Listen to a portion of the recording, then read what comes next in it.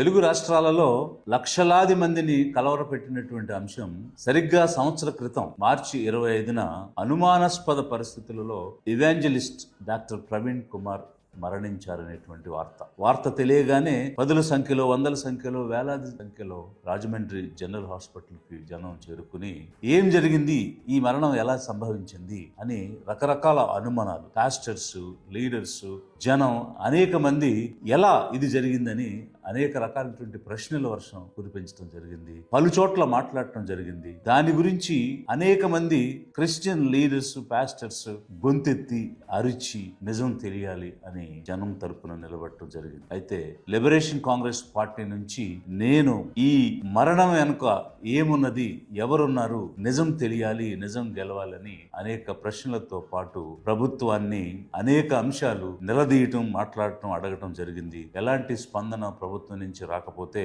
హర్ష కుమార్ గారు వేసినటువంటి writ petition లో ఇంప్లీడ్ అయి న్యాయం కోసం పోరాటం లిబరేషన్ కాంగ్రెస్ పార్టీ ప్రారంభించింది.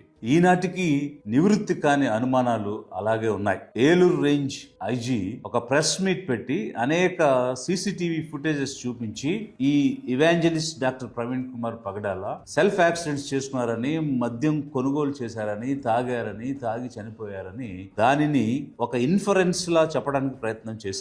ఇవన్నీ పలు అనుమానాలకి దారి తీసింది అని మేము మాట్లాడటం, జనం అనుకోవటం, ఈనాటి వరకు కూడా ప్రభుత్వం స్పందించకపోవటం, ఇప్పటికీ ఏం జరిగిందని నిజం తెలియక లక్షలాది మంది ప్రజలు అనుమానంలో ఉండిపోవటం జరిగింది.